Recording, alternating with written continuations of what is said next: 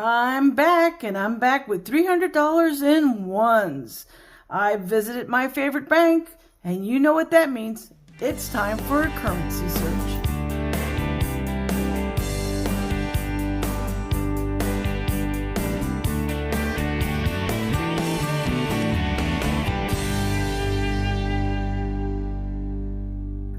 Well, I'm super excited. I can't wait to get this hunt underway.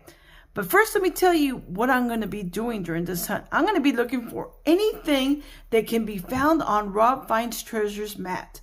He lists all kinds of fancy serial numbers to look for. Now, he doesn't give you a value for them because they tend to change, and also depends on the condition of the note. But I'll be trying to find any of these. Also, I'm going to look for my personal favorite, star notes. I do collect star notes regardless of the condition. Now, I love older notes, especially because I'm trying to put a collection together.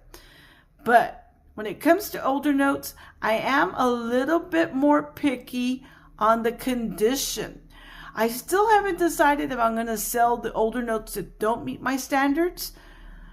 I don't know yet. I've been asked if I would sell some notes, and I'm still thinking about it because I'm not used to selling things on YouTube.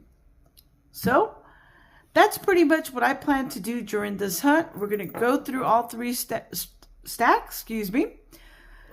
going to go through all three stacks, and I will be back at the end of each search to tell you if I found anything, and if I did, what did I find? All right, let's go ahead and get started with strap number 1. Well, I'm done going through that strap, and I found no star notes or fancy serial numbers. What I did find is I did find the note with quad 7s, and I'll be trying to match this with another one. So I'll be hanging on to this regardless of the condition. And I found an older note, a 1995. Now, on these 1995s, there are some of them that are called web notes. And the way to tell if you have a web note is you would look in the back, and if there's a number up here on top, which there isn't, it would be a web note. But it is in poor condition, and even though it's torn, I'm still going to go ahead and hang on to it. Because like I said in the intro, I do collect older notes, but it really depends on the condition. This one's in poor condition, but I'm going to hang on to it, and I'll decide at a later date what I plan to do with this note. So this is not a web note, and if you don't know what web notes are, that is referring to a printing process. So that's what we mean by web notes. All right, let's go ahead and go on to strap number 2. Well, while I was searching strap number 2, I thought, let me do a better job of explaining what a web note printing press is. Basically, when notes are being printed on a web note system, the paper is being fed continuously, okay? Whereas if you think of printers, the current system basically does one sheet at a time, like a printer. So that is the difference between the web note printing process versus the regular printing process where it's just one sheet fed at a time.